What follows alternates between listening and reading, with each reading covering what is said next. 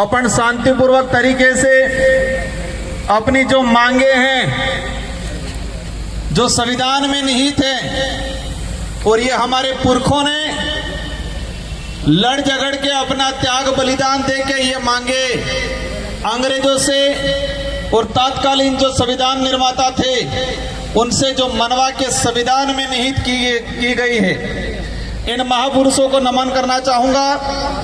आरक्षण महारैली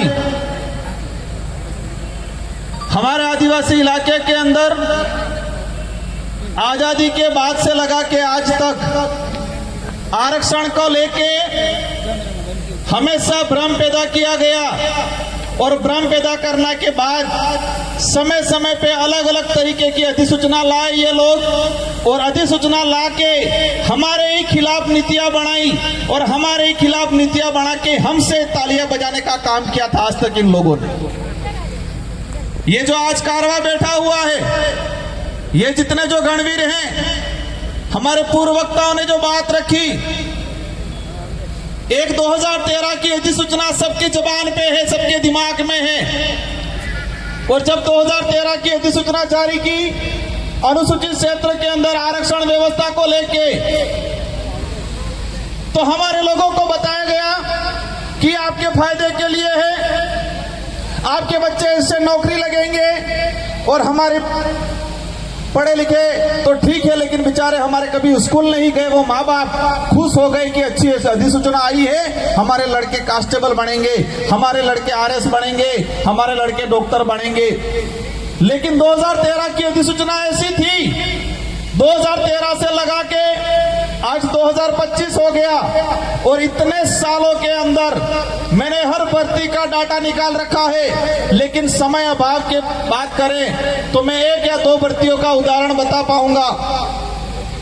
अब इन लोगों ने कहा सबसे पहले हम पुलिस भर्ती को ही ले लें, क्योंकि पुलिस भर्ती को इसलिए लेते हैं कि हमारे इस समाज सर्टिफिकेट लगा के पुलिस कर्मचारी अधिकारी बनते हैं, और बनने के बाद अपने आप को 30 मार का समझते हैं, और हमारे गरीब भाइयों को अंदर जेल में डालने का काम करते हैं। सब नहीं करते हैं, कुछ लोग करते हैं, कुछ लोग उस सर्टिफिकेट का कर्ज भी उतारना जानते हैं। साथियों, पुलिस भर्ती की अगर बात करें, पिछले 2013 से लगा के 2013 की भर्ती अनुसूचित क्षेत्र के अंदर 939 पद आए, और हमें मिलने चाहिए थे जो अधिसूचना जो कह रही है 45%, 5%, 50% उस आधार पे हमें मिलने चाहिए थे 423 पद, और मिले कितने? 414 पद। दूसरी ओर इस अधिसूचना में कहा गया कि 50% अनर आरक्षित, उसमें किसी भी वर्ग का पात्र अभ्यर्थी उसमें जा सकता है। लेकिन हुआ क्या? 2013 की भर्ती के अंदर 50% के हिसाब से जो अनारक्षित पद 470 पद आए अनुसूचित क्षेत्र में, और 470 में से हमारे एसटी के बच्चे जा पाए 8 बच्चे। और वही जब उनकी पदोन्नति हुई, जो एसटी के और एससी के बच्चे ओपन कैटेगरी में गए थे, एसटी के गए थे 8 और एससी के गए थे 5, लेकिन इनका कांस्टेबल से हेड कांस्टेबल में पदोन्नति हुई।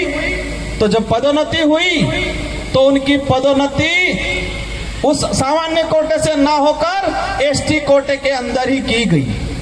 वही कहानी 2016, 2018, और इन तीनों भर्तियों की अगर डाटा की बात करें तो कुल पद आए थे 2312, और 2312 में से हमारे भाई लगे 828, और जो 75% आदिवासी बाहुल्य क्षेत्र है और वहां पर 828, और बाकी जो 50% अनारक्षित की बात करें उसमें 1359 बच्चे दूसरे लगे। एक बाप के अगर 4 बच्चे हो और 4 बच्चे में किसी एक बच्चे के साथ अन्याय होता है तो उसका भी अधिकार बनता है कि मेरे साथ अन्याय क्यों हुआ। यहाँ तो शेड्यूल एरिया है, 5वीं अनुसूचित संवैधानिक प्रावधान है 244(1) के तहत, उसमें यहाँ पर विशेष अधिकार हमको दिया गया है और उल्टा हमारे ही साथ अन्याय किया गया। इसी तरह वन विभाग की भर्ती हो, पटवारी की भर्ती हो, शिक्षक भर्ती हो, इन सारी भर्तियों का निकाल के मैं डाटा लाया हूं, लेकिन समय अभाव में पूरा नहीं बता पाऊंगा। लेकिन ये बात जरूर बताऊंगा, वो 2013 की अधिसूचना के कारण हमारे आदिवासी भाइयों के लगभग 4 से 5 हजार नुकसान भर्तियां हुई।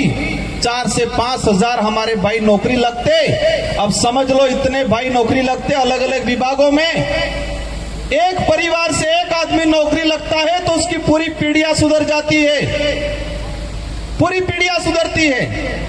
इतना बड़ा नुकसान हुआ और हमारे लोगों से तालियां बजा दी कि 2013 की अधिसूचना बाहर वालों को बंद कर दिया, आपको दिलाएंगे। इसलिए मैंने कहा था कि 2013 की अधिसूचना आदिवासी इलाके के लिए काला कानून है और ये काला कानून साबित हुआ। उसी वजह से हमारे 4 से 5 हजार परिवार आज भी जो कंपटीशन की एग्जाम की तैयारी कर रहे हैं, अभी आरक्षण की बात कर रहे हैं, करनी चाहिए, हम भी कहते हैं आप करो, लेकिन बात इस बात पे आती है कि जिन्होंने आरक्षण बेचने का काम किया, जिन्होंने 2013 की अधिसूचना लागू की, वही आज आरक्षण की बात करने आ रहे। आप सत्ता में चले गए, कहने लगे कि मैं विरोध में जाके काम नहीं कर सकता हूं तो मुझे जाना पड़ेगा। आप गए, कोई दिक्कत नहीं, आपको रैलियां और सभा करने की जरूरत नहीं है। अगर आपको दिलाना ही है वास्तविक, तो आप जाके सत्ता में हो, दिला दो। रैलियां करके हमारे बेरोजगार भाइयों को क्यों बेवकूफ बना रहे हो? वर्गीकरण की बात आए,